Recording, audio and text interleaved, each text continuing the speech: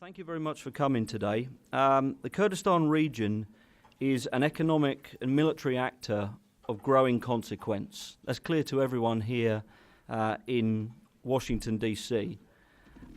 Economically, the Kurdistan region is rather weak right now, and there really is no overstating the depth of the economic crisis in the Kurdistan region at the current moment.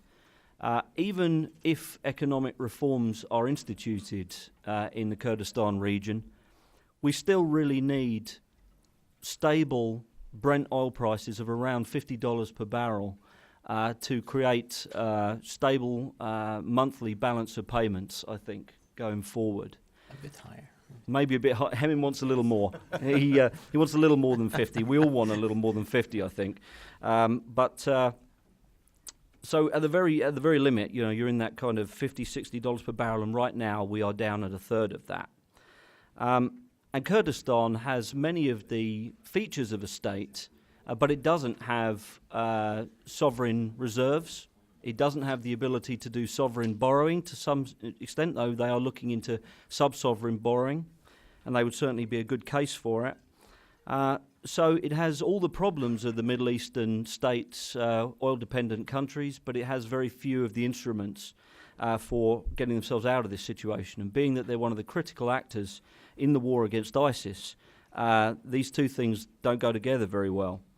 But economically, tomorrow the Kurdistan region is poised to transform Turkey's gas balance, and then through that to probably transform Europe's gas balance as well. So they're an economic actor tomorrow of great consequence potentially. And militarily, the Kurdistan region has always been the shortest route to Mosul, to liberating that city. That's what I wrote back in June 2014, about 2 days after Mosul fell. I said, you know, Baghdad to Mosul is going to be 400 miles or something, and Kurdistan to Mosul is going to be 25 miles. So it was always very clear which way the battlefield geometry should work. And today, it's the shortest route to Mosul. It's also providing the key enablers for the war against Daesh. A lot of the intelligence, surveillance and reconnaissance is coming out of there. The special forces raids into Daesh territory are coming out of there. The tribal engagement and covert operations, some of them will be coming out of there. Airstrikes as well. And now we hear just in the last day that the Iraqi government is moving around 4,500 Iraqi security forces into the Mahmur area with the Kurdistan region's cooperation and support to potentially open up a multi-directional threat against Mosul when that battle finally starts. So we have a country that is going to be economically very significant in the future in Kurdistan, and militarily very important right now. And as the international ties and importance of the Kurdistan region increase, it's opening up an impressive foreign outreach program that we see unfolding on a daily basis. And our speaker, Heming Haurami, is at the very heart of this emerging foreign outreach program. I first met Heming when he loomed out of the darkness on a remote Peshmerga base to welcome me, and brought me into a meeting with Masoud Barzani, the president of the Kurdistan region, and Masroor Barzani, the National Security Chancellor of the region. This underlines that Heming is a key player, a major player in the West's interface and engagement with the Kurdistan region. He has dedicated his life to the Kurdistan Democratic Party. He is the youngest member of the leadership committee of the. When he was elected, I think you were 33 when you 34. Came onto the leadership committee. 34. I certainly had no achievements at 34 that could rival that. He's also the head of the KDP Foreign Relations Office, and he's the foreign policy advisor to Kurdistan Region President Masoud Barzani, most importantly. So he spent the last 12 years working in the presidency office at the very heart of power inside the Kurdistan region. Now, Heming is from Haraman, Yes. in the new province of Halabja, correct? Yes. And We have nothing to do with oil. It's actually not Well, all Haramis. now, there are a lot of Haramis around in the top leadership of the Kurdistan region, but apparently none of them know each other. They all claim. But they are something of a brain trust. A lot of very smart people come out of Haraman. And Haraman is a region that's known for its self-sufficiency. I think it's got a lot of lessons to teach the Kurdistan region more generally. And also a lot of good food coming out of there, I hear. So the best pomegranate in Kurdistan, maybe, and also the best walnuts, I hear. I know who's your source for this You do, because he always does his counterintelligence. So I'm going to risk a little Kurdish here. Gwezi Haraman Budust Dashka. But that's Dashka, yes. Yeah. Which means the walnuts in Haraman are the only ones that can be crushed by the hand without using a walnut cracker. Hemin was he was born in Haraman in Halabja. He was just 12 years old when the Saddam regime, in an act of genocide, undertook its gas attacks in Halabja and killed around 5,000 people. Hemin grew up in the KDP, student union activist, journalist, and I think, like all the best information gatherers, he's a former journalist. If you are ever a former journalist, I don't know. He's ever since functioned as a bridge between the international community and the party cadres of the KDP, and also generally the young people and the universities of the Kurdistan region. He's translated a lot of political and foreign relations texts from Kurdish to English, English to Kurdish, and he's been the point man for numerous. You couldn't count the number of foreign delegations, meetings with the consulates in Kurdistan region, and conferences. So Hemin's contact book now includes every single foreign and defence minister in the G20. He's a self-made man and a true actor on the global stage. His current mission here in Washington, D.C., I think, is, amongst many things, to highlight the need for the coalition to help Kurdistan at this time of economic crisis, and particularly to help the Peshmerga to continue their fight in the war against ISIL. We are now moving to the critical phase where the war is getting closer to Kurdistan every day. The key battle for Mosul will happen at some point in the middle or latter part of this year, depending on who you speak to. So our plan today is for Hemin to talk for 20-25 minutes about maybe his aims coming on this trip, his impressions, what he's found out in Washington, and what happens next. Then my friend David Pollock will make additional remarks as a discussant, based partly on Hemin's comments, based partly on his own reading of what's happening in the Kurdistan region. David needs practically no introduction, but he's a fellow here at the Washington Institute, very well known to the Kurds, known, liked and respected for his on-the-ground time and his long-term engagement with the aspirations of the Kurdish people. So our plan is to thereafter move to question and answer. All of our comments today will be on the record. And if you please silence your cell phones or set them to airplane mode so they don't interfere with the sound equipment. Without further ado, I'll hand off to Hemin Harami, our speaker.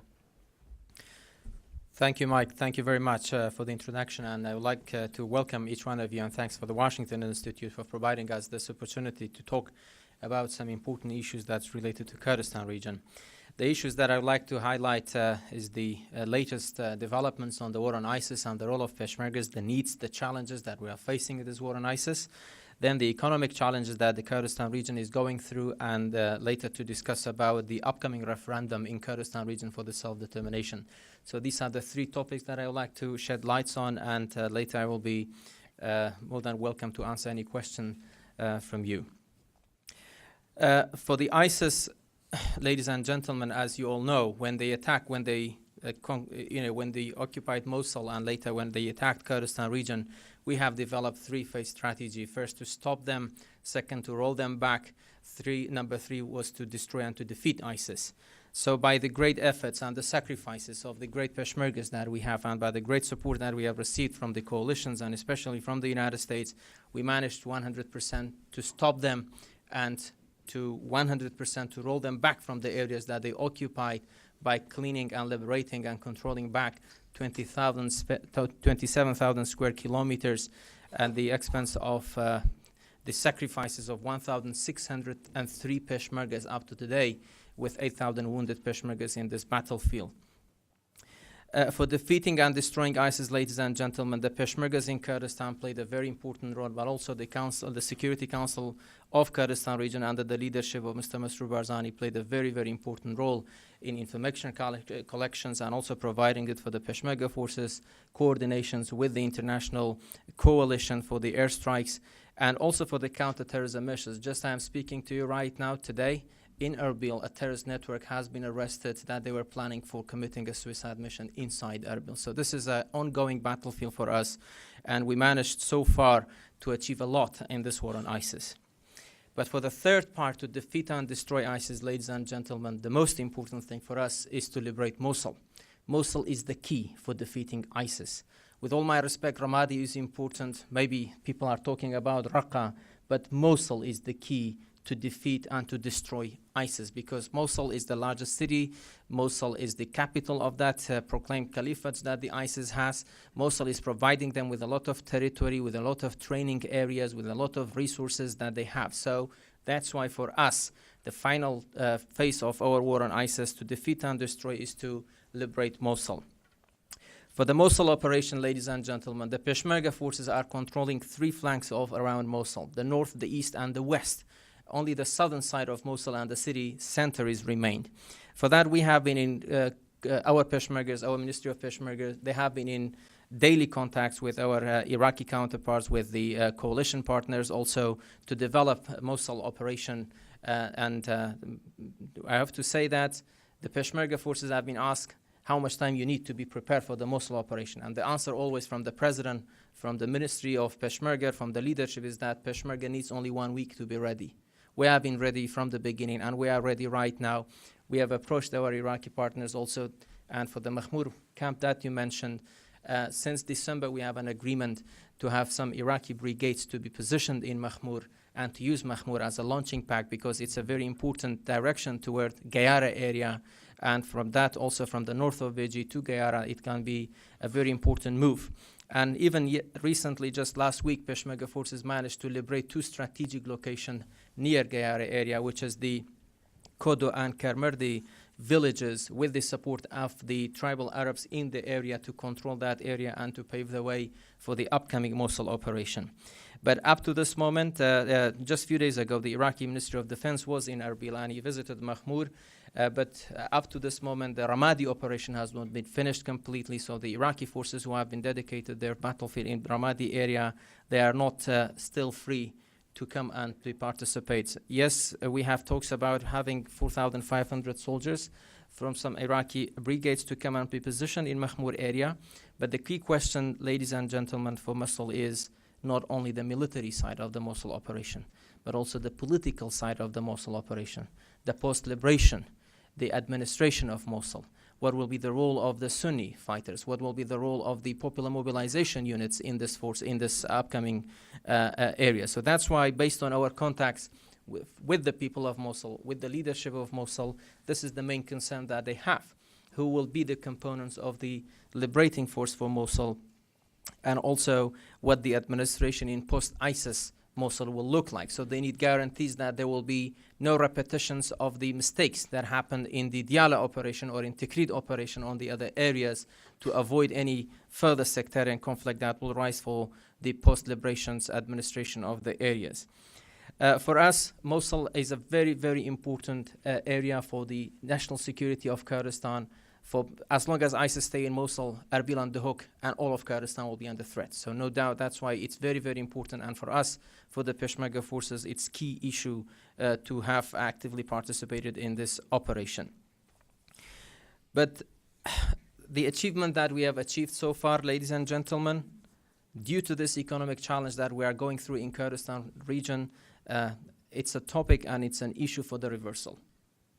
We are going through a very, very problematic challenges, especially economic challenges in Kurdistan region. For that, when we say we are going through, Peshmerga forces, they have not been paid since September. And now it's not the question on the salaries, but the question of the costs of the war. especially for the transportation, for the logistics, for the caterings, for taking care of the wounded Peshmergas. These are all important in Kurdistan region. And just to, for your information, in the latest operation that we had in Sinjar, and the cost of the operation of Sinjar, it has been funded by some wealthy men in the hook, not by the government, because we haven't had that much enough cash and thing to provide with the needs that we need for the Mosul, for the Sinjar operation. So here is the connection. For the Mosul operation, we need boots on the ground. We need forces to deny ISIS with the territories that they have. Peshmerga forces are those reliable forces from the north and the east and the west. But with this economic situation that the Peshmerga forces are going through, we don't think that we can do as effectively as we have been expected to do for the Mosul operation. So that's why here in Washington, previously a delegation was here, and we have been communicating with our friends here in Washington and with the government, with the administration, that emergency funds for the Kurdistan region is really needed. That emergency funds includes to support Kurdistan for its efforts in its fight against ISIS, to support Kurdistan for its efforts to accommodate the humanitarian impact of the ISIS war by accommodating 1.8 million of the IDPs and the refugees that we have. The economic situation of Kurdistan, with all the mistakes that we had in governance, with the weaker institution that we had, because we are in the learning process, but we have faced with three big shocks, and that caused the economic situation in Kurdistan. The first one, really, unfortunately, was the decision by the Iraqi government since February 2014 to cut the budget of Kurdistan. And after that, the dramatic drop in the oil price. Before coming here, I spoke with our KRG guys, and by the amount of the oil that they are producing right now, if the barrel of oil, if the price of it was $67, we could have made $1.3 billion a month, which is more than enough for the cost of what we need in Kurdistan region. But as you mentioned, it's below $35, and our oil is sold by $25 in the area. So that's why the dramatic drop in the oil price affected the economy in Kurdistan region. The other cause is really also is the impact of accommodating 1.8 million, because we have part of it, 300,000 of them are refugees. Yes, we do receive some support from the international community for the refugees, but for the rest of 1.5 million IDPs, we don't receive that much, and it's really affecting the host community in Kurdistan. Just before coming here, just to share with you a story, I met with some of our staff who are working in the health sector in Kurdistan region, some young doctors. One of them is head of administration of emergency hospital in Erbil. He told me that they have only 24 seats for the intensive care in Erbil. Recently, they were out of 24, 21 of them were from the IDPs and the refugees, and the 3 were from Erbil. And one of the Peshmergas was badly wounded, and he needed to be there, but they couldn't accommodate him, so we have to transfer him to Turkey. So this is the real difficulty that Kurdistan region is going through. For the economic situation, ladies and gentlemen, the cost of the war for us is very high. And it's not only, again, it's not only the ammunition that Kurdistan needs, not only the heavy weapons that Kurdistan needs, but also the cost of this war, which it's the ramification of the failed governance in both Baghdad and Syria that we are facing with this inflood of the IDPs and the refugees. If it was not for the war of ISIS, if it was not for the failure of protecting Mosul and strengthening and empowering ISIS by taking over Mosul, we would have not faced with what we are facing right now. So that's why, ladies and gentlemen, for Kurdistan region, as I said, for passing this economic challenges that we are going through, we need that emergency fund. We need that support from our partners. We need that support to continue to be capable to fight ISIS. Right now, Peshmerga forces, just before I came here, I was on a phone with one of our brigadier deputy commander. He's a good friend of mine since childhood. He told me how's the situation. I said, I'm heading to Washington. He said, just to let you know that the Peshmerga forces, they are not asking to receive salaries, because they know that we don't have it. But they are asking to receive food in the battlefield, to receive fuel for their transportation, to receive some winter gear to protect themselves from the cold weather in the battlefield areas. And ladies and gentlemen, again, we admit that we haven't had much strategic vision for the economic situation in Kurdistan, and we haven't had that much strong institutions to face with the challenges that we are facing. And that's why we also need for the midterm and the long-term support for Kurdistan to help us, to teach us, to coach us in strengthening our institution, to build a stronger economy for a working Kurdistan in the area. When I say we have been underdeveloped, as you know, Kurdistan region from 1920 to 1991, from 2003, but ladies and gentlemen, from 2009 to 2013, we have been going through a relative peaceful moment in our history. And just imagine what we have achieved in these 4 years in our economy, in our development. And I don't like just to make things up for you or to base on my arguments on the facts and the data that has been collected by the Kurdish people. I just highly really recommend you to read a report by the Economist magazine intelligence unit benchmarking the progress in Kurdistan region that was released in 2014. So they brought some indexes, and they just tested the Kurdistan's economy. I am just sharing some of this information with you to show that Kurdistan was relatively on the right direction prior to the ISIS situation, prior to the cut-off budget of Kurdistan by Baghdad. According to the Global Peace Index by the Economist Intelligence Unit, out of 163 countries in the world, if Kurdistan region was an independent state, we were ranking 115. The other parts of Iraq ranked 160. On the Security and Stability Index, if Kurdistan was an independent country, we were out of 181 countries, we were ranked 83. And the other part of Iraq ranked 177. On the Political Environment Index, out of 83 countries, Kurdistan region ranked 55th. So that was exactly on par with Thailand, India, and Turkey for the political environment. On the Business Environment Index, Kurdistan region, out of 83 countries, we ranked 57th. And also on the Quality of Life Index, Kurdistan region, out of 159 countries, we ranked 55th. The other parts of Iraq ranked 134th. So on the Human Development Index, KRG ranked out of 188 countries, we ranked 76th. So that's an example that if Kurdistan was not facing the problem of ISIS, the taking over of Mosul, the economic challenges that we have, relatively we were on the right direction with learning process, with learning from the mistakes that we have. So here comes the question: what comes next after as Mike mentioned? We in Kurdistan region, we are an economic actor right now. We are a military actor. We want the international community to look at Kurdistan as a partner. We hear that we are partners, but we need a better definition for this partnership. What does it mean, that partnership? Whether it's a win-win situation, whether we need to strengthen that partnership, that Kurdistan region located in a very important geostrategic area that's affecting the regional and the global security. So for that partnership, Kurdistan needs more support. It needs to do business.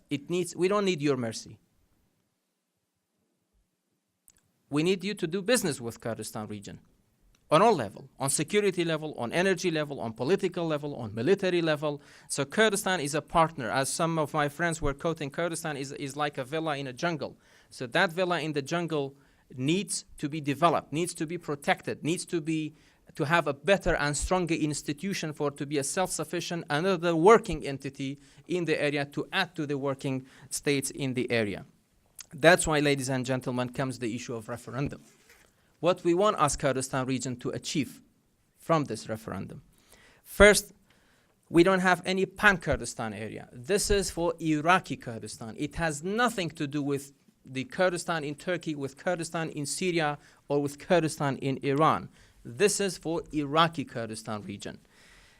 First of all, this is our natural right. We are just asking in a peaceful, democratic way, under the auspices of the international law, under the observation of the international observers, United Nations, any friends. We just want our people to express their wishes.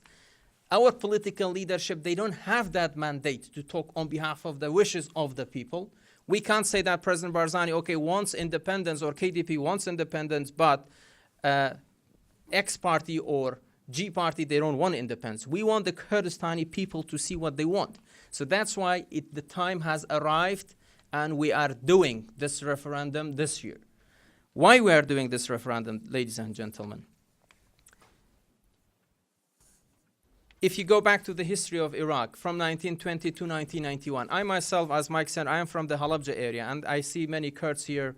Every one of us, every single one of us, even the Iraqi ambassador, Kag Luqman, is here. Every one of us has a story from that Iraq from 1920 to 1991.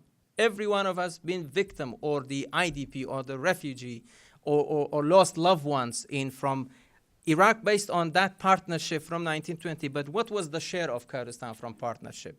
4,500 destroyed villages, chemical bombardment, Anfal campaign, 12,000 Kurdi their fate is unaccounted for, the genocide of the Barzanis. That was our share from that partnership.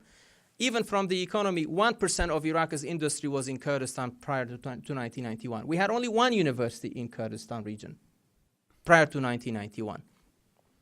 So we hope that the Iraq post-2003 Iraq, based on power sharing, federalism, constitution, and balance in representation. To be very frank with you, ladies and gentlemen, the moment that we are talking to you right now, we in Iraqi Kurdistan region, we look at that case that federalism also failed in Iraq. Dictatorship failed and federalism failed. So we have to look for a new formula. And this new formula must be based on peaceful ways, on dialogue ways, in negotiation, talks with Baghdad, because we have a lot in common with Baghdad. As recently our Prime Minister and the delegation went to Baghdad, we have a lot in common with Baghdad. We have to fight ISIS together. We have to face this economic challenge together. We have to solve the IDP issues together. We have to have stabilization processes for the post-ISIS areas together. So we have a lot in common. That's why it's important for us that this issue to be through a peaceful way. For the referendum issue, ladies and gentlemen, it's not a KDP agenda. We have to be very clear. And that's why President Barzani asked for a meeting with all political parties, that this is a Kurdistani agenda. And all political parties, with all the divisions, some of the political divisions that we have, which is part of the great democratic experience, yes, we have some political divisions, but this referendum issue stays above the party politics, and it must stay above the party politics. It's bigger than KDP, it's bigger than PUK, bigger than Goran, bigger than any of the political divisions that we have, because now the people of Kurdistan must decide. How this referendum is going to look like, this is again part of that political reconciliation process in the Kurdistan region that we have started, and President Barzani approached all the political parties. We have to reactivate the political process in Kurdistan in a way to make it all party related processes in Kurdistan, because unity is the source of strength that we have. And the other political parties, they're supposed to go back and to meet with President Barzani again on the 7th, but based on some requests from our PUK friends, that meeting has been postponed to sort out some of the internal issues that is related for the future work of on the referendum, on the presidency issue, and on the broad-based government that we have. So for this referendum, ladies and gentlemen, the parliament is going to pass a law, and that law includes the questions that we have for that referendum, for the former disputed territories, because when we say former disputed territories, because we have never ever regarded them as out of Kurdistan. Historically, geographically, they have been part of Kurdistan, but they have been subject to the Arabization. We agreed to the Iraqi constitution. There was Article 140 of the normalization census and referendum. There's the question, either we are going to have two referendums simultaneously, one for all Iraqi Kurdistan citizens, or we have to have this one first that includes all Iraqi Kurdistan citizens in diaspora as well, or to have that then to be followed by a referendum in that disputed territories to decide, because we don't want to impose any military status quo on that areas to be followed by a political status quo. We don't want the presence of Peshmergas in those areas for protecting those areas from ISIS to be interpreted that we are going to impose this military presence on that area. But also, we have to be very clear, we don't accept any military status quo by popular mobilization units in these disputed territories as well, to prevent those areas from holding referendum in those areas as part of the democratic process that we have. So that's why we need to be in continuous contact, and our message is that we want Kurdistan to be a working area, a functioning area, and that needs, beside the military support, the emergency funds in the medium and long term, we need United States support to help us in strengthening our institutions. And Kurdistan region's message to the neighboring countries: we are not a threat to Iran, we are not a threat to Turkey, we are not a threat to Syria. We are element of stability. And look, right now, out of all of 350,000 all Christians in all of Iraq, 335,000 of them are living in Kurdistan. There must be a reason why the Christians are heading to Kurdistan. Even almost all the IDPs from Ramadi after the Ramadi operation, they headed to Erbil. There must be a reason for that. I have a brother, he has two neighbors. One is the Shiite fled from Baghdad. One of us Sunni fled from Baghdad, and they are living in the same neighborhood in Erbil. So this means that Kurdistan is multiculturalism, Kurdistan is tolerance, Kurdistan is coexistence, openness to the other sects. Even recently, our Ministry of Religious and Endowment opened a special section for the Jews of Kurdistan as part of this multi-religious, multicultural component of Kurdistan region. So that's why in Kurdistan, we want to present a model. And definitely we have made mistakes, political mistakes, governance mistakes, but we are learning from them. And we need your support to help us to learn more in establishing our institutions that we have. It's not a coincidence that this year, 2016, is the centennial of the Sykes-Picot. Sykes-Picot is over. On the ground is over. Look at the borders between Iraq and Syria. Look at the borders between Yemen and Saudi Arabia. Look at the borders elsewhere. So those borders need correction. It needs redrawing the borders based on the reflect of the wishes of the people on the ground. And for that, we want to have a referendum to show the wish and the will of the Kurdistani people for the possible redrawing of the areas and to be good partners. With Baghdad, we have, this has been discussed, and we are in a continuous discussion of this issue. Us and Baghdad, as I said, we have a lot in common, and we are not going to be two separate, completely separate entities. No. If we can't be good partners together, if we, the partnership failed in Iraq, and we don't accept to be subordinates. So we have to have a new formula. And this new formula, we have to be very peaceful, cooperative neighbors which have one common defense issues. We can have one economy. We can have a lot in common to strengthen each other and to be supportive for each other. So I will end up my talk by, once it has been said that Kurdistan for the last century was part of the menu in the table. We no longer want to be part of the menu. We want to have a seat at the table to share the menu. Thank you.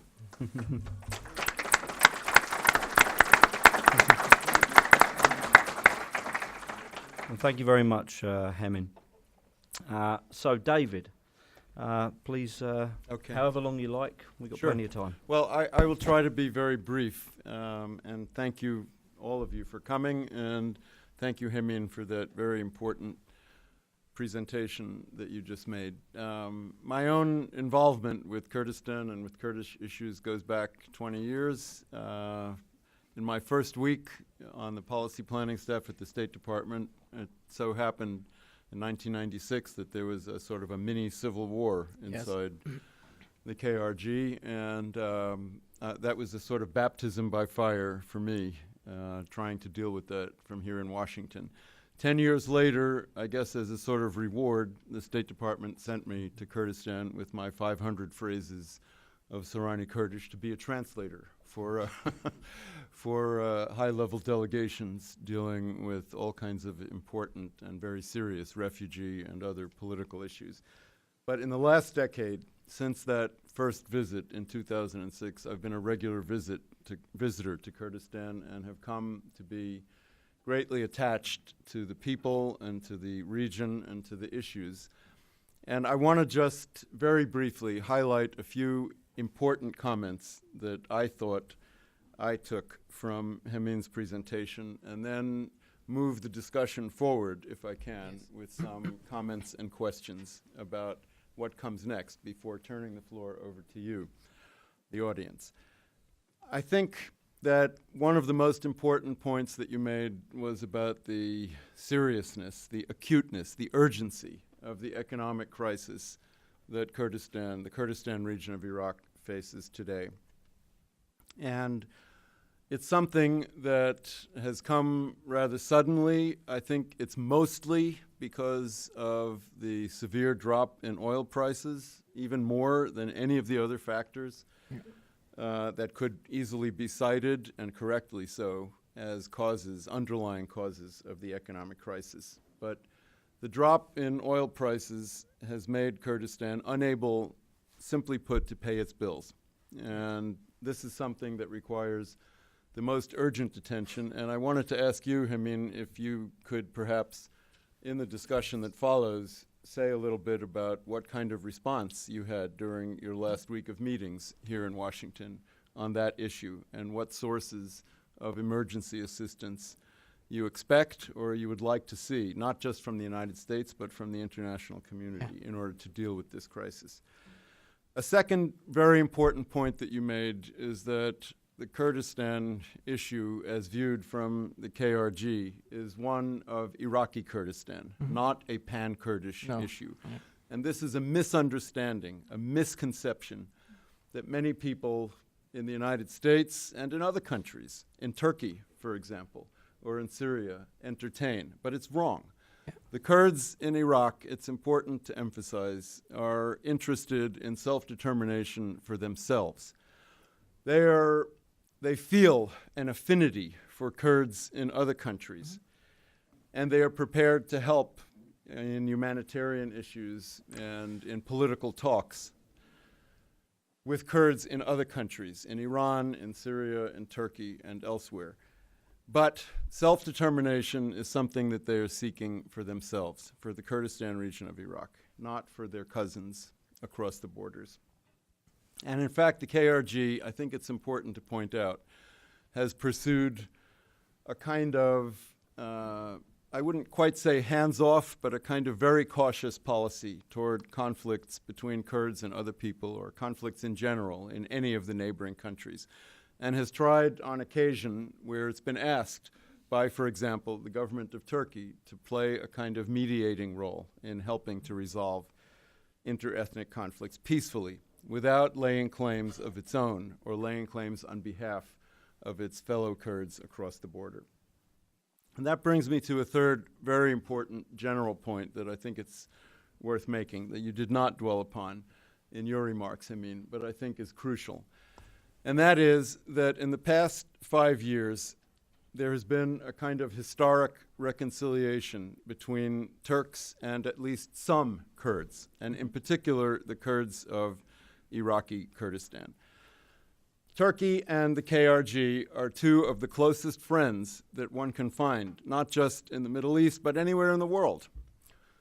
Investment, trade, personal contacts, security cooperation, energy and oil and gas pipelines in particular, in all of those areas, the open hostilities of 5 or 6 years ago have been replaced by close cooperation in every respect. And a few years ago, when I saw the president of the Kurdistan region, President Masoud Barzani, visiting Diyarbakir, the largest, mostly Kurdish city in Turkey, at the request of and sharing a podium with Tayyip Recep Erdogan, the president of Turkey, I thought I was dreaming, but I wasn't dreaming. This actually happened.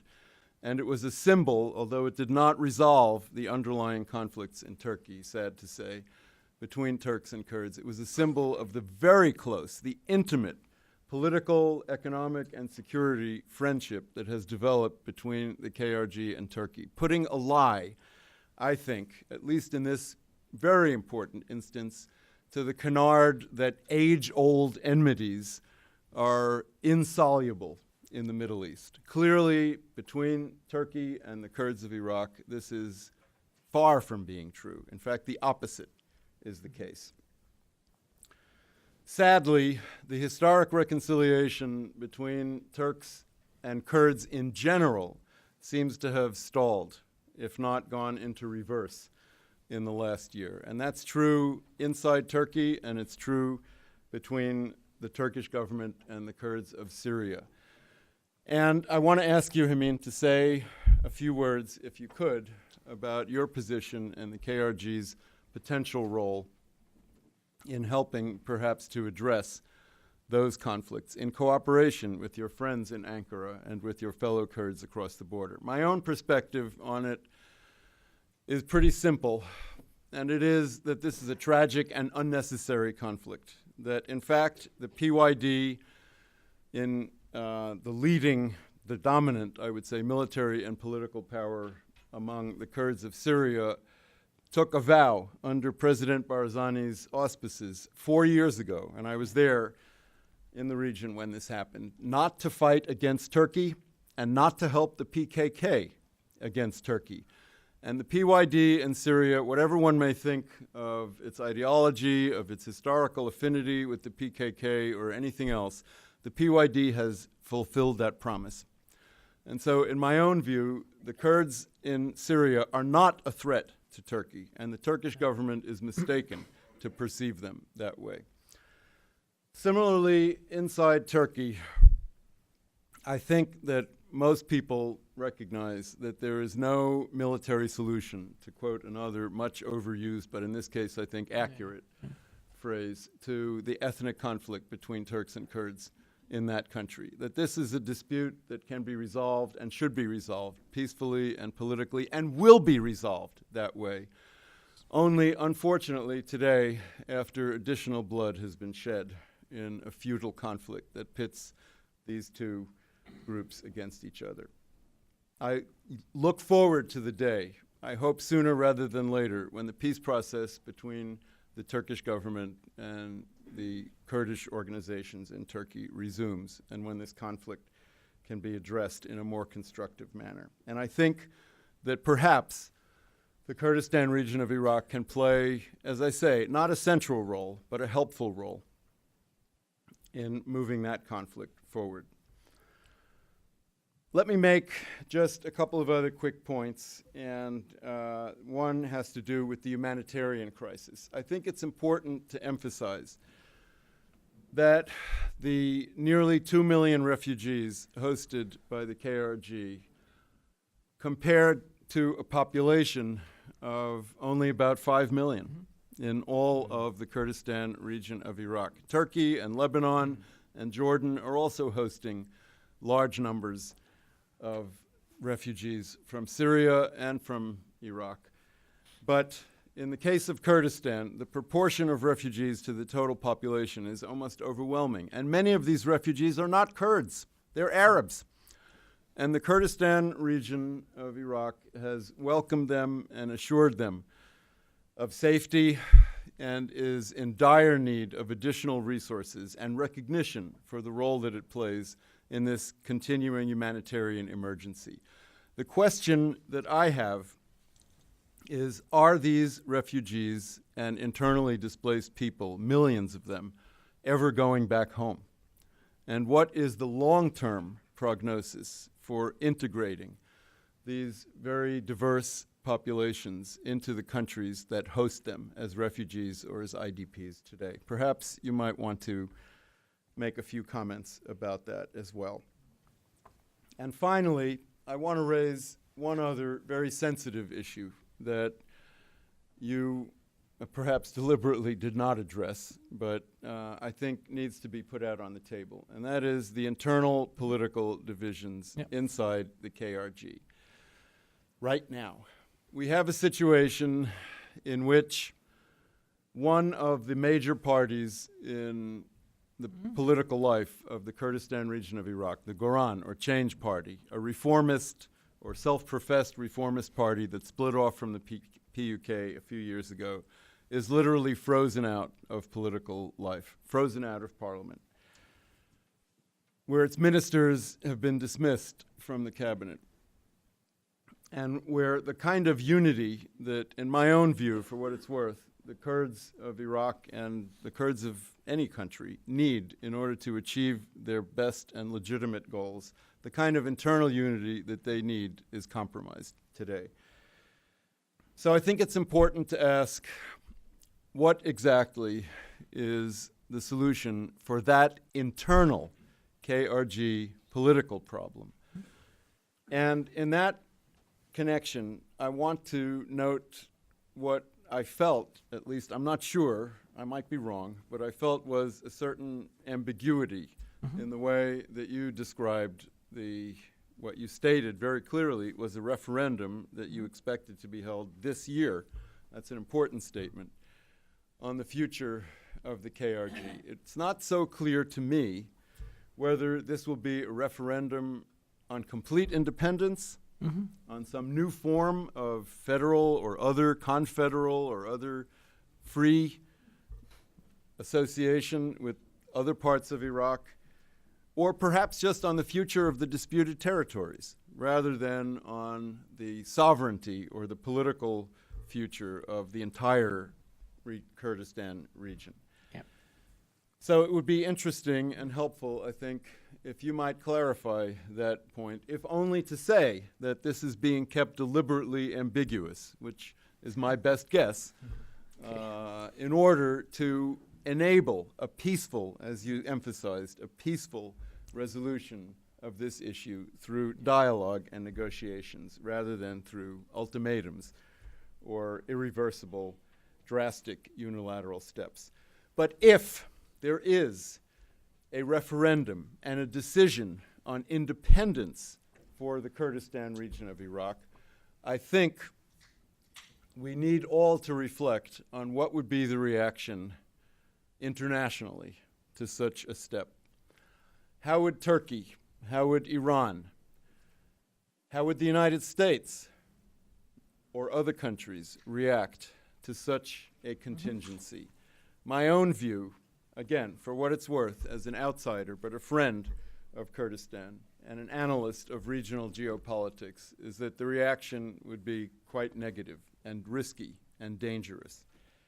I was interested to note, I don't know how many other people paid attention to this, but just the other day there was a kind of almost an offhand statement by the spokeswoman for the Foreign Ministry of Russia saying that Russia would welcome a referendum on Kurdistan's independence, and Russia supports that principle.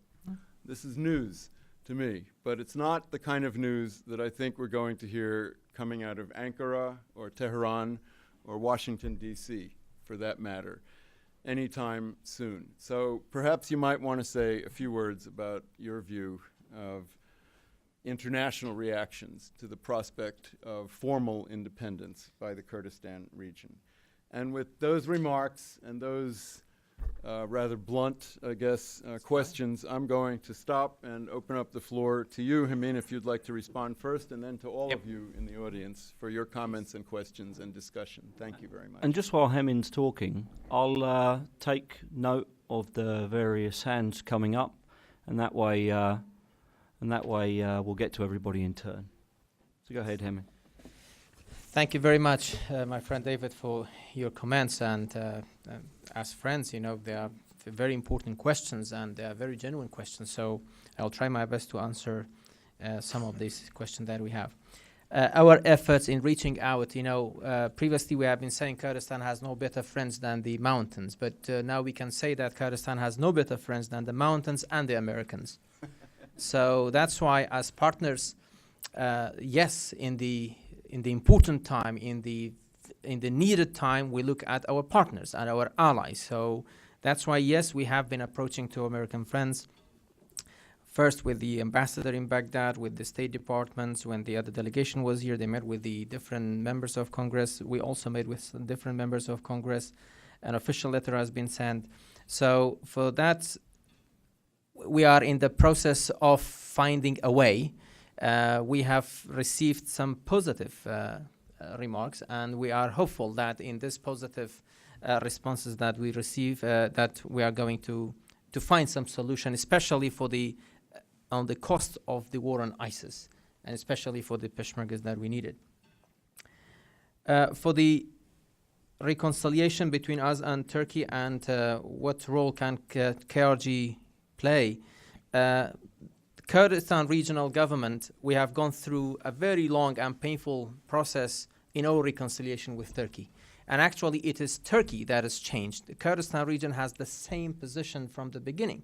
We are not a threat to Turkey. We support the peaceful solution for the Kurdish question in Turkey. So imagine the change that President Barzani and President Talabani, they were called tribal leaders in Turkey, from that to have the Kurdistan's flag at the Çankaya presidential palace. So it's a very big change in the perception and the way of dealing with Kurdistan. But in between, that was a very long process. We were called the tribal leaders. After that, we were called the Kurds in north of Iraq. Then we were called the RG, regional government, without K. Then it came to the KRG, and now it's going to the Kurdistan flag in the Çankaya. So because we proved that we are not a threat, PKK's perception and prism that they were looking at Kurdistan, we have been told many times, they were looking at Kurdistan region through the PKK's angle, that Kurdistan region is a security threat, that is not allowing the Turkmens. It is seceding from Iraq. It's affecting the Kurds in Turkey, but that was proved wrong. That Kurdistan region is a constructive partner for Turkey. Out of $12 billion trade with Iraq, 9 of it was with Kurdistan region in 2013. We were second after Germany as the largest market for Turkish companies and for Turkish products in Kurdistan region. So for the role, we have stated very clear that the century of denial of the Kurds in Turkey is over. Through military solution, Kurds cannot be melted down, that the Kurdish question cannot be solved. And also we have stated very clearly that through violence and military confrontation, PKK can achieve nothing. So that's why our role has been always to encourage both sides to resort to peaceful ways, to dialogue ways, to the political process, and we have helped that process a lot.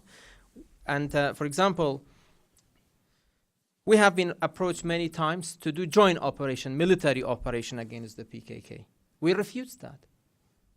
Why? Because we do believe that what comes next in post-military confrontation. That's why we need to have a better understanding. In the last year's election, we encouraged SDP to join the government because we believe that this is the right direction, that within the government to bring the change that you need. But unfortunately, there are hardliners within PKK that they are not in line with this political processes in Turkey, and the peace process has enemy, both within Turkey and within PKK. So that's why we have to be patient, and we have said 1,000 months of peace and negotiation is better than resorting back to violence, because, again, Turkey through military operations, what they can achieve, can they exterminate PKK? If they have managed to do that, why they have not been successful so far? PKK through violence, can they destroy a NATO member, Turkey? Come on. But through political process, they can achieve a lot. We encouraged SDP to be part of the government. We encouraged them, but they didn't listen to us. And that's the question. In the latest President Barzani's visit to Turkey, he met with the leaders of SDP. They approached him to play a role, and he promised that he's going to play a role. But both sides, both the SDP and the government, must also help themselves and us for that process to continue. So we will be part of any peace process. Whatever is needed from Kurdistan region is ready to be part of, but we have to be clear, we will be never ever part of any military or security solution for the Kurdish question in Turkey. For the integration of the refugees and the IDPs that we have, this is a big humanitarian issue in Kurdistan, and this is really the source of strength of Kurdistan, that multiculturalism that we have. And many of this of the kids of this Arab IDPs now, they are learning Kurdish, and they don't have any problems in integration with the Kurdish society. So you might know that we have a town, it's called Shaklawa. It's one of the most beautiful tourist sites in Kurdistan region. Now the name is changed to Shakluja because there are many people from Fallujah than people of Shaklawa. So, but that has no problem with that. Many of these IDPs, they are, many of them are integrated in the Kurdistan society. But as long as ISIS stays in Mosul, for example, the Christians in the Nainawa Valley, in the Nainawa Plain, in Al-Qush, in Bartella, in Telkif, in Teleskov, they can't go back to that area because they are within the mortar range from Mosul. So we have at least to defeat ISIS, if not in all of Mosul, but from the eastern side of the Tigris River. So for the internal political things that we have, I have not deliberately didn't mention that. I wanted you to ask the question too. So I left it for the open. No. We are in a learning process, ladies and gentlemen. Yes, we have political divisions, but it's part of the democratic process that we have in Kurdistan. And the thing that we are really very proud, I see Ambassador Jeffrey is here, old colleague, welcome, and you, in 1996. We had less tension in 1994, and it ended up in civil war. But it's a big progress in Kurdistan, and that's thanks to President Barzani and the leadership in Kurdistan that the current political division didn't lead to military confrontation in Kurdistan. And I think Kurdistan must be praised for this. None of the Peshmergas or the securities became part of that political differences and divisions in Kurdistan. So it's a big change in the progress for the political maturity in that part of the Middle East, that all of the Peshmergas, we came from the revolution, so it's not a secret that 80 to 90% of the members in the Peshmergas and the security services, they were from KDP and PUK. Our bases have been under attack. Our people have been killed in Soleimani area, but the Peshmergas, they have not reacted. They left it for the political process to have it. So for that political difference, ladies and gentlemen, in Kurdistan, we don't have majority-minority democracy. We had consensus democracy. We had a broad-based government which proved that it's the most failed and weak governments in the history of KRG that we have ever had. So that's why that consensus has been broken when the Speaker of Parliament insisted on holding the meeting of Parliament on 23rd of June. I don't like to go to the details. And on the 18th, all of them, they agreed to postpone the meeting only for 2-3 days. Your ambassador was there, British ambassador was there, head of United Nations was there. They all promised, but they insisted on holding the meeting again. Then we had negotiation 9 rounds. There are 2 schools, and the main issue is over the election of president, whether it's by parliament or by the people. We in KDP believe that it's more democratic to be elected by the people. They claim, no, it's a presidential system. So we said, okay, we provide them with 4 options. We said, we prefer a presidential election to be by the people. If not, let's make a referendum and ask people which way they want to elect their president. Make the people decide. We agree whatever decisions the people make. If not, leave it for the constitutional committee that we have. If not, okay, postpone it for the upcoming parliament, make it part of the election campaign for the next parliament to decide over it. They refused all of that. They came out with 2 options. Okay, we agree with the president to be elected in parliament with some powers, or election of president by the people but with 0 power. So that's why that has been the crux of the issue that we have in this political division. But again, for the referendum issue, for the war on ISIS, these are above this party divisions that we have. And President Barzani has been very clear. He issued publicly many times. He given 3 options to all political parties. If you can make presidential election and he is not running, we know that his term is over. But in this war on ISIS, who will replace him as commander-in-chief of the Peshmerga? He has spent, Masoud Barzani, the president of Kurdistan region, maybe this is something strange for you. He slept 22 nights at the back of a Land Cruiser from this front line to that front line, just to be among the Peshmerga forces. At the back of a Land Cruiser. So why? And that's why we can't just ask him leave. Okay, we should know who is the next candidate. We ask Goran, who is your candidate? We ask PUK, who is your candidate? Who are the Islamists? Who is your candidate? And recently, President Barzani gave 3 options to all political parties. Either do presidential election, I am not running. If you can't do presidential election, all of you, all political parties, gather and just introduce a candidate, a consensus candidate for me, I will hand over to him. If not, based on the principle of continuity, we are a war. We are a nation at war. We are only 40 miles away from ISIS. So based on that continuity, you should continue until we have the next election. He called for all parties. Even he sent an official invitation to Goran.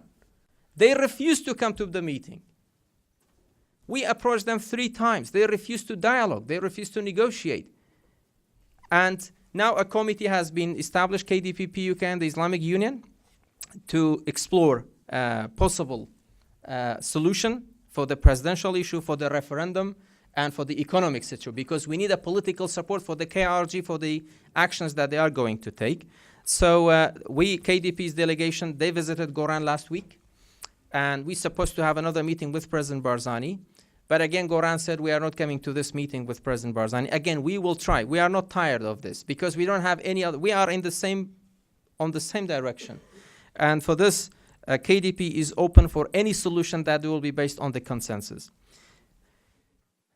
For the referendum and the ambiguity, again, this is not a KDP case.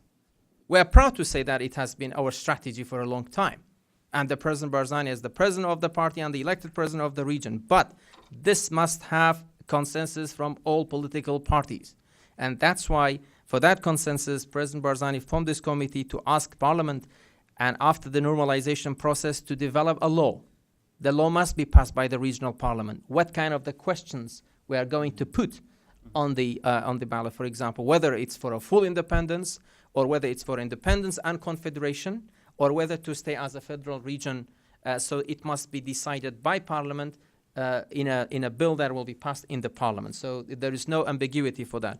For what will be the reaction, as President Barzani, when he was here, if we always wait, the Kurds have waited for 100 years always, what will be Iran's reaction? What will be Turkey's reaction? What will be Baghdad's reaction? What will be United States' reaction? As I said, we don't have better friends than the United States.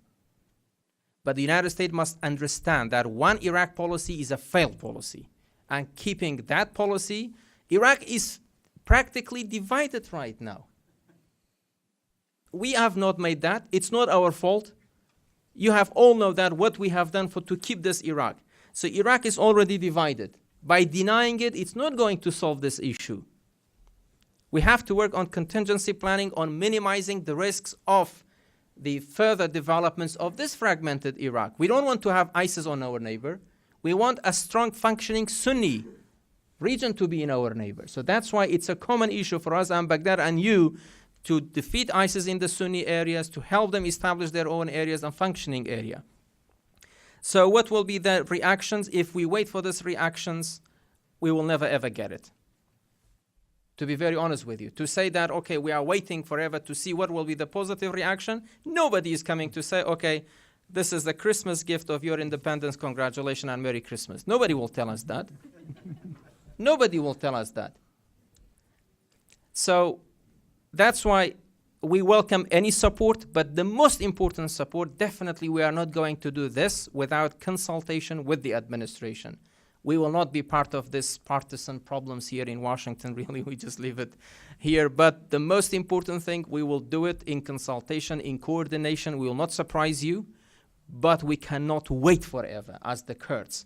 So that's why we are going to do the referendum, and we are going to do it in the second part of this year. Thanks very much. And just a very quick... Is this yours or mine? No, that's yours. Go ahead. A very quick clarification. Mine is empty. Yeah, don't worry about it. On confederalism as an option, do you think there will be three options in the referendum? This is one of the options, but it must be through that law that will be passed by the parliament. But to be very honest with you, if you ask any Kurd, anywhere, in 2005 we had unofficial, referendum, and 99% of the Kurds voted for. I will vote for independence. So. Well, just as a note, I think it's, you mentioned there's still the possibility of functioning as one economy, one security and defence policy. I couldn't agree more that there's a lot of commonality between federal Iraq and the Kurdistan region. In some ways, they make great neighbours. When I look at Kurdistan gas, for instance, you could get a lot more leverage by being able to send gas north or south. Yes. Than you can from only being able to send it in one direction, for instance. And it just goes on, the number of potential synergies that the two places could enjoy if they were able to work together. But I think it's, when you say, we could have one economy and we could have one security and defence policy, they seem to be the things that are mainly being argued about. So they're definitely no small thing to get over the potential problems. I love the idea of confederalism, to be honest. Okay, so opening up the floor, we had two people who threw their hands up straight away. I always go with ladies first, if you don't mind. So Nusayba first, please.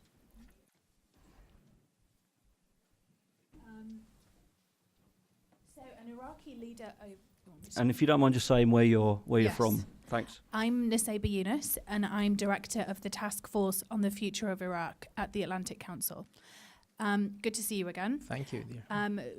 An Iraqi leader told me this week that he has it on good authority that President Erdogan has accepted the idea of an independent Kurdistan and will not stand in its way.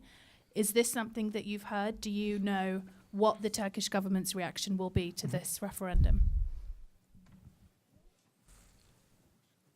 Should I answer or the second? Yeah, go ahead, please. Yeah, I haven't heard about that. It's a good development if that's the case. But if looking at the Turkish neighbor and looking at Kurdistan and Iraq from Ankara, what will be in the best interest of the national security of Turkey? A fragmented, weak Iraq or a friendly Iraqi Kurdistan region with enormous energy that can help a lot Turkey? And we can act like a buffer zone between south of Turkey and that kinds of the fragmented Iraq. So I think, from my perspective, Iraqi Kurdistan region, if it becomes an independent state, it will be one of the best allies of Turkey in the area. Turkey is one of our is the strategic gate of Kurdistan, for our outreach. So that's why, yes, there is a better understanding in Ankara toward Iraqi Kurdistan region, but still also they have some resistance. There are some kinds of a different understanding from Ankara, but take it from that side, it is for Iraqi Kurdistan region. It has nothing to do with Kurds in Turkey or in Syria or in Iran.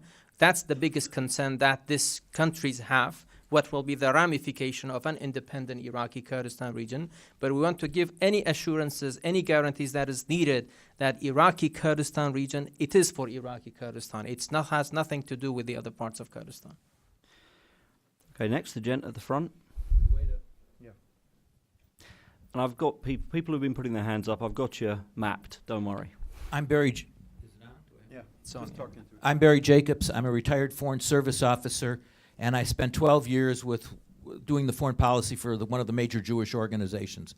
What I am hearing from my people I deal with at the Pentagon is there will be no military move on the part of the allies, which means the United States, until our elections at the minimum in November. So my question to you is, when you spoke with members of Congress, especially about economic aid and others, what kind of a response did you get? Was it encouraging or not? Mm-hmm.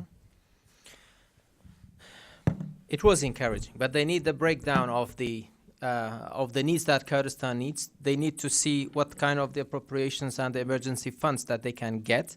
So we are in continuous dialogue with the U.S. ambassador, with the State Departments, with the members of Congress to give them an idea that Kurdistan, what is needed and what is urgently can be supported to them. We have good working relationship with him. So yeah, he's a wonderful guy. Very good. Marina.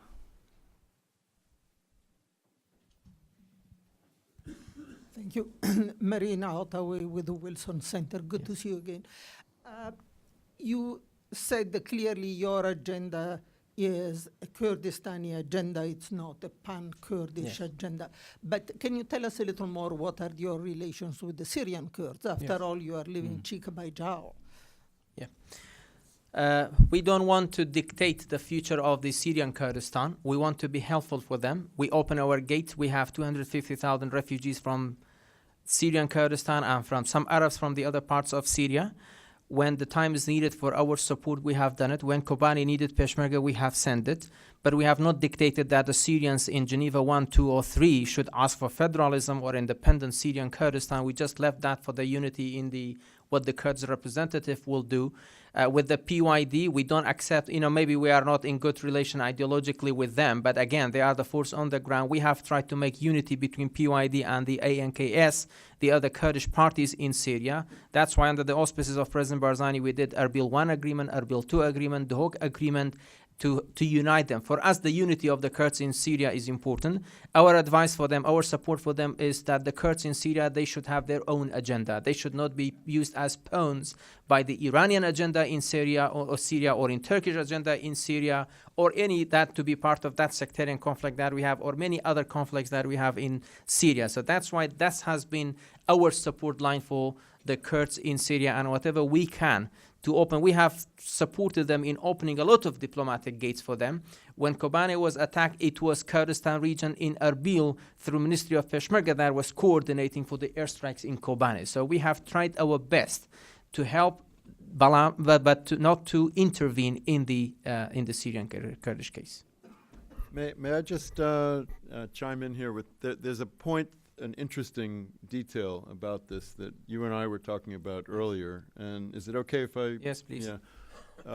So the KRG is hosting several thousand, perhaps 5 or 6 or 7,000 Syrian Kurdish Peshmerga refugees from Syrian Kurdistan who have been welcomed into the KRG and are now trained fighters based near the border with Syria. And the KRG is more than willing to facilitate their entry. And this would be a serious military force into Syria in order to help fight ISIS. And so far, my understanding is that the PYD in Syria is putting unacceptable conditions on that. And they don't want them in areas that are already controlled by the PYD. They only want them in sort of no man's land areas near the Turkish border that are mixed Kurdish and Arab and very dangerous. And so this is the kind of, in its own small but important way, it's an illustration of the affinity but also the tension between different Kurdish military and political entities across this, what is now not a real border anymore, but a battle zone. Just to add to that, the strategy from Kurdistan region, we could have encouraged, motivate, support, even militarily, this 7,000 Syrian Kurdish Peshmergas to go by force to the areas, but that would have cost the Kurdish fight, which is a red line for us. It doesn't worth it. So we have always tried our best to make things through that dialogue. That's why we have been supporting the first Erbil agreement, the second Erbil agreement, and the Duhok agreement. We wanted them to have one Kurdish force to be part of the area, to protect the Kurdish areas and support the efforts against ISIS. But unfortunately, our friends, the PYD, has been refusing to allow this Syrian Kurdish Peshmergas, and their argument is that they don't accept any other additional force to be in those areas. But while they are accepting the other forces, then other non-Kurdish forces, but this is strange that they are not accepting the Kurdish forces in their own areas. And there are for clear reasons that I don't like to mention it here. Okay, very patient gent in the blue tie. Don't worry, I got you all. Don't worry. Thanks very much. Rabin Pasha, co-founder of American Friends of Kurdistan, and thank you, Kakim, and it was a pleasure hosting you as our keynote last week as well. I think as you painted the picture so precisely, the U.S. is one of the greatest allies of Kurdistan, but so is Kurdistan one of the greatest friends of the United States in democracy and in defending that region's stability against ISIS. And I want to maybe ask you a little bit about the economic situation, coming back to the economic support that's needed from the United States to rebuild the institution as well as rebuild the newly liberated area, specifically focusing on the private sector. As we had discussed earlier, according to Ministry of Planning, there will be 1 million young people entering the workforce between now and 2020, when there is no jobs in the public sector, and that's not the right way to go anyway, and with the economic reforms in the current situation, what kind of support is needed from the U.S., and also what would the KRG do to create opportunities for them for employment? Thank you. Thank you, Kagribin. As I mentioned, for us, the most important thing is the short term is this emergency funds for Kurdistan for IRIS war on ISIS to help the Peshmergas and for the humanitarian support that we need for the IDPs and the refugees. For the midterm and the long term, it's very, very important after the stabilization and the removing the security threat from Mosul and around the other areas to restart this type of more direct investments in Kurdistan regions to support the private sector in Kurdistan region, to help KRG establish a stronger institutions in terms of the economic efficiency, and also to decrease the public servants numbers, and also to increase the private sector's involvement, and also to support the entrepreneurship in Kurdistan and job creation in Kurdistan. Because again, this is the strategy that we have, that we want to have a functioning entity. We don't want, and by that functioning entity, for example, in the entire Middle East, if they want to keep the current level of unemployment among the young Arabs, they have to create 105 million new jobs by 2020, which is 30%. So we don't want to be part of that pessimistic future, and definitely we need that one, because we have 4,000 students graduating from the university annually in Kurdistan region. So we want to match it with the private sector that we need. So these are the most important areas that the United States can help us. Bayan, Senior Representative of the Kurdistan region to the United States. Bayan Sami Abdul Rahman. Thank you, Mike. Thank you, David. And welcome again, Kak Heman. Thank you very much for hosting this very important and interesting discussion. If I may, I'm going to make a comment. I know that's naughty, but I think you, as a fellow Brit, you'll excuse me. Really, I want to just really underscore for everybody the depths of the economic problems that we face in Kurdistan and why we have got there. As I think David said earlier, we have about 2 million refugees from Syria and displaced people from other parts of Iraq. Our population is about 5 million. That's a 30% increase in our population in a very, very short time. Now imagine the population of DC jumping by 30% in about a year or so. How would your electricity supply manage? How would your water, your education, your healthcare? Kak Heman the other day, maybe today too, but you gave an example where a local hospital, the majority of the patients were Arab IDPs, and the wounded Peshmerga had nowhere to go. And we will maintain that policy of keeping our doors open to the refugees and IDPs. But please, let's keep this in context. Turkey is a sovereign state. European Union is offering Turkey billions of dollars to deal with refugees. We don't get that. Lebanon, of course, has a similar number of refugees and a similar sized population to us. But Lebanon is not on a front line with ISIS. We are. I think we're in a unique position of both having a 1,000-kilometer front line with ISIS and taking care of 2 million, almost 2 million displaced and refugees. This is why I think it's incumbent on our friends in the international community to support the Kurdistan region. Don't penalize us for our open door policy. Don't penalize Kurdistan for allowing Christians, Yazidis, Shabaks, Kakis, Muslims, all of us to live in peace together. Kurdistan needs your support. You need to help us maintain the stability that we have. This is why we, both in the United States and Washington and our colleagues in Erbil, have been talking to our friends in the State Department, Pentagon, Congress, elsewhere, asking for financial support. Any type of financial support will help. I'll give you an example.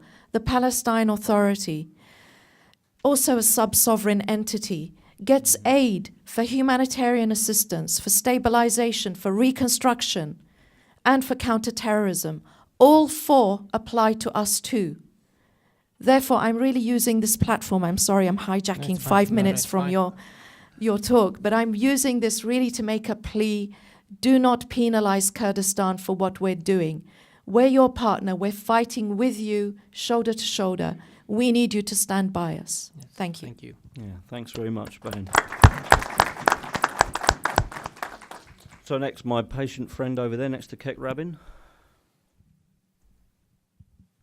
Thank you for your time. Rahim Rashidi with Kurdistan TV. Kakemen, we know President Barzani decided for referendum.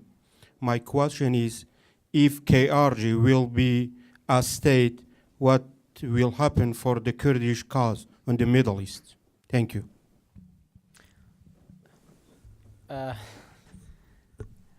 I think it will present a good example that Kurds is a different nation, that it can run its own affairs, that it's a community of multiculturalism. It accepts tolerance. It's part of its culture. It's not an artificial one. In Kurdistan, all you remember in 1988, the chemical bombardment and the Anfal. But in 1991, we had a uprising. 3 years only after the wound was bleeding.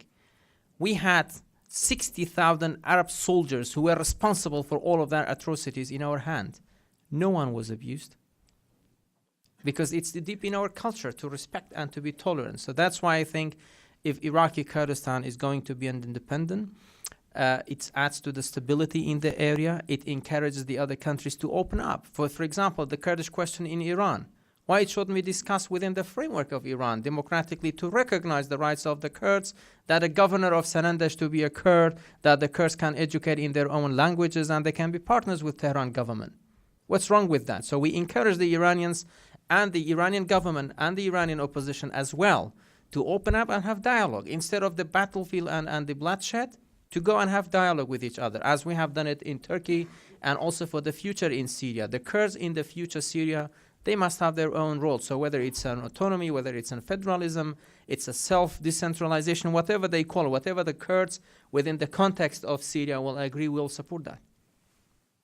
Thanks very much. Jen, over here.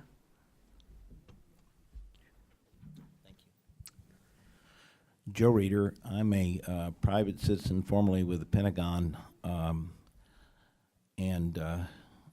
Mr. Harami, I am from Texas, and I have enormous sympathy, and all Texans do, for the Kurds.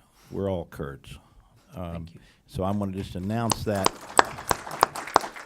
Thank you. that prejudice up front and apologize for it. You were asked, superb presentation, you were asked some tough questions by David, and one of them, you gave a little bit of an answer, and I think you probably gave all the answer that you wanted to give, and I fully appreciate that, about what happened last week. But there are a lot of people, I think, in this room that feel the same way as you do about wanting to help. So if there's anything you can tell us, I'm not in the Pentagon anymore, but we have friends. So if there's anything you can tell us we can do to help further, we would welcome that. Today, on the front page of the Wall Street Journal, I don't know if you got a chance to see it, but there's quite a substantial article about the Kurds in Syria and receiving help, and increasingly so, from the United States, and a rather big dispute between Turkish officials. And there's a color map in there of where the Turkish officials claim that weapons are being passed to PKK and Turkey, and you have unnamed U.S. authorities claiming there is zero evidence of that. It would seem to me it's important long term, even though that's a different part of the Kurdish equation, that the truth will out there, because either that is happening or it's not. To me, it's well nigh inconceivable that it is happening, because I would think that all the weapons that are going to the Syrian Kurds would be necessary for the challenges that they have. Thank you. Yeah. Thank you, Joe. And I remember when President Barzani first met President George Bush in 2004 in Ramadi. It was his first visit. And the all Iraqi leaders went to Ramadi, but President Barzani arrived and sometimes earlier. So they had a chance to discuss. And at that time, President George Bush told President Barzani that we were discussing about federalism and things like that, and how Texans also, you have oil, and still you manage your relationship with Washington. So he was encouraging President Barzani to follow suit, also to have a working relationship. And President Barzani told him, Mr. President, we agree of that, but we like to be like Texans, but Baghdad cannot be like Washington for us. So, so for the support that really we need, we have been communicating with the coalition forces, with the United States in terms of the weapons that we need, the type of the weapons. I don't like to go to the details of the weapon system that we need. Just we want Kurdistan's Peshmergas to outgun ISIS. Up to this moment, if you take away the airstrikes, still ISIS is outgunning Peshmergas. So that's just to put it very simply. We want to outgun ISIS. Why Peshmergas should not have tanks? Why Peshmergas should not have enough quantities of the anti-tank missiles? Why? What's the reason? Are we going to invade Baghdad with it? We asked the Iraqi government the amount of the weapons that they used in Ramadi. If we have only that they left it for ISIS in May 2015, we can take Mosul by ourselves. Just the amount of the armored vehicles and the tanks that after they have been defeated by ISIS and they left it for ISIS. So a Peshmerga, I said it this morning, one of our Peshmergas in Sector 5, he had an M4, and a journalist went, don't mention the name of the newspaper, and he was an American journalist, and asked this Peshmerga, that's great, the United States is providing you with M4. He said, no, sir, you provided to the Iraqi army. The Iraqi army left it for ISIS. I killed ISIS and I took it from ISIS. So there has been tremendous support. We are really grateful. But the question is, if really the strategy is to defeat and to destroy ISIS, they must be defeated on geography, on the territories. And that can be achieved only through the ground forces. And we are the only functioning ground force that we proved that we can defeat ISIS, clear the areas and hold the areas that we have. ISIS has not been able to take back 1 meter of the areas that Peshmerga managed to clear. So that's why for the support, we need a short-term support, financial emergency funds for the efforts of Kurdistan in this war on ISIS. Peshmergas needs $300 million a month for their salaries and the logistics and the transportations for these efforts against ISIS. We don't have that. The only the amount that we can generate in Kurdistan region is $500 million. That's it. For everything. So if we can get some help just to provide with this cost of the war on ISIS, we can take over of the others. We don't ask for budget-to-budget support. No. But that short-term emergency fund for the efforts against ISIS, this is important.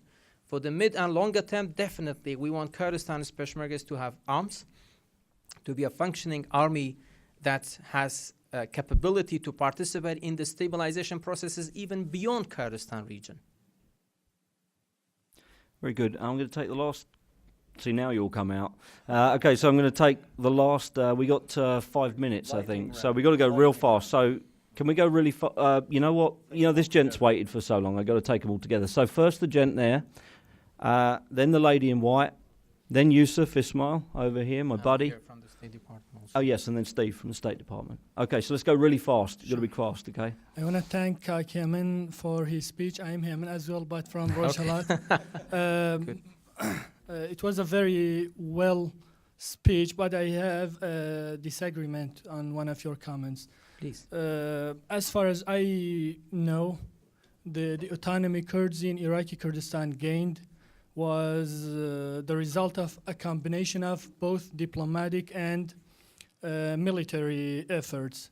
And that's, to me, as a Kurd from Iran, that I think that's exactly what Kurds in Turkey are doing. They have HDP as a manifestation of their diplomatic efforts, and they have military forces.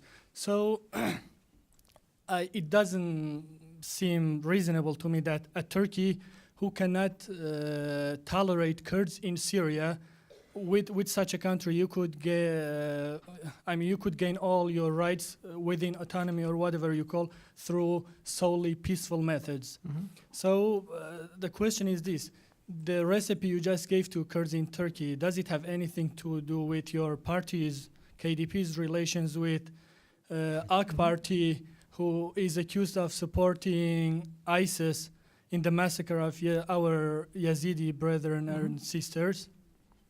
No. Thank you. Do you mind if we Very frank answer, no. Just because when Erdogan was in power in 2008, in February 2008, they brought 100,000 soldiers to the Kurdistan's border. They were just hours before attacking Kurdistan. We received message from Baghdad, from our friends, that Masoud Barzani should not stay in Salahuddin because tonight the Turks are going to bombard Massif Salahuddin. We had the same position, and now we have the same position. It is Turkey with this change. We look at the situation as the glass half full. We have to support that change that is happening in Turkey. It has nothing to do with AK Party and the KDP, but we have to admit AK Party was the only party in the entire history of Turkey that opened up to the Kurds. So we should refuse that and reject it, or we should be pragmatic and accept and encourage them to do more kinds of this openness in that regard. They've walked back from that. We have to be patient again. You know, military confrontation, bloodshed is not the alternative for peace Ma'am. by either side. Zuzan, no, God came in. My question is not for you. And actually, this question is for everybody in the room. As a Kurdish American, I appreciate what's being done by the US to contain ISIS, starting with the airstrikes and on to defeating Erbil when we needed the US. But the question is, why have the Peshmergas not been supported militarily? Have we, militarily, especially with the necessary weapons to defeat ISIL? Haven't we proven that we are to be trusted, that we are a stable player in this game? So anybody in this room that like to take this question, I would appreciate it, starting with you, Mike, David, and anybody else that has a comment to this. Let's roll Why? that. Just why? We'll roll the answers into the end. Go ahead. Next for Yusuf Ismail, please.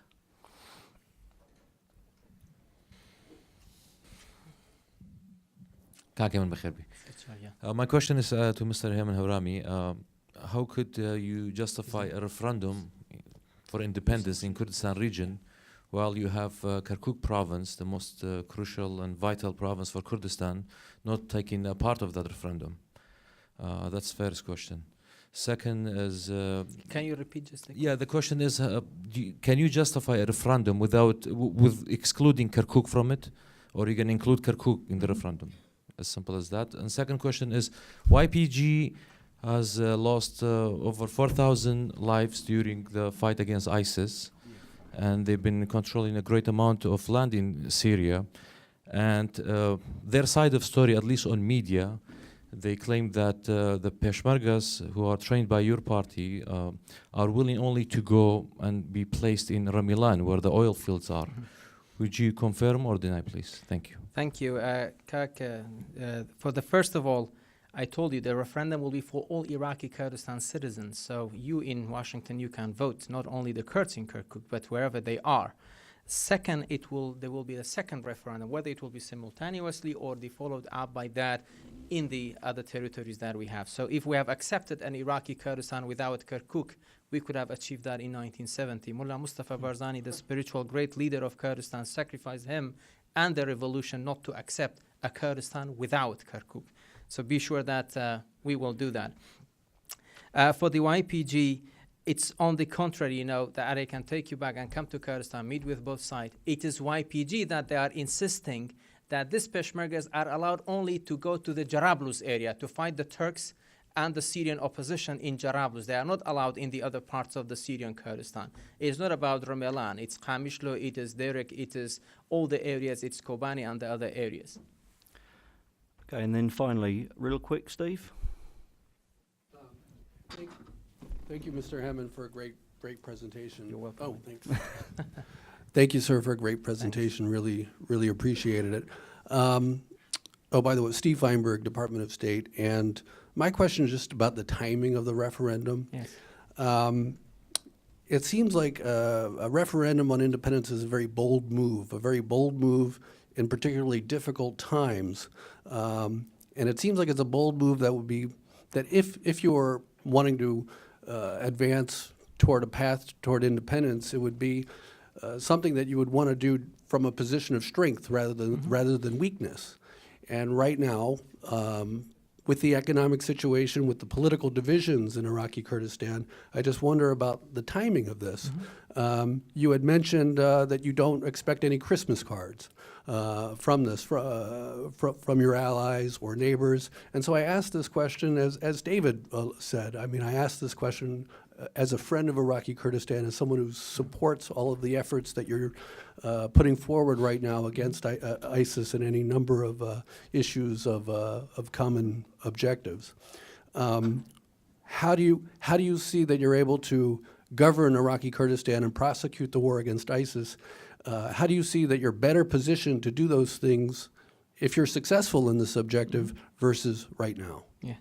Thank you, Steve, and we really appreciate all the efforts that you have been doing and the friendship that you have with Kurdistan. For the timing, ladies and gentlemen, we have to focus on this. Holding a referendum is different from the declaration. Declaration doesn't mean that the next week or the next day we are going. It's a long process after that. And as President Barzani stated publicly, we just want to exercise our natural right through a peaceful and democratic way. For the declaration, it's a process, and we have to negotiate with Baghdad. We have to talk to our friends. We have to look at the right timing for the declaration of what the wish and the will of the people of Kurdistan is. So that's why I wanted just to make sure that the declaration is not in 2016, maybe it's not in 2007. It's a process. So that's why we need the Kurds to express what they want. Because the current political leadership, they don't have that mandate. We want that mandate to be there. As we put it, that we have a gun, but we don't have ammunition. We want this referendum to be that ammunition. When we are starting to shoot, it depends on the timing that we need to really open that. For the internal and the economic situation, the question is, that's why we're asking for support. Whether we have proved that we are successful or not. With relative success, yes. So has Kosovo been ready? Has South Sudan been ready? Has East Timor been ready internally and economically? It's a natural right that we want. I don't like to be compared Kurdistan with the South Sudan, but this is the question. If we ask all of that, we do believe that if Iraqi Kurdistan was an independent state to establish a stronger army, we are still not allowed to have end-user certificate for winter gears for our Peshmerga forces. If we were an independent state, we can establish military contracts with whatever country we want to establish a strong functioning army to protect not only the security of Kurdistan, but to be supportive for the United States for Syrian operation, for example, or for many other areas that we have. Yes, independence will protect Kurdistan. But since we are not an independent state, we are posed to this existential threat as we have been facing it for the last century.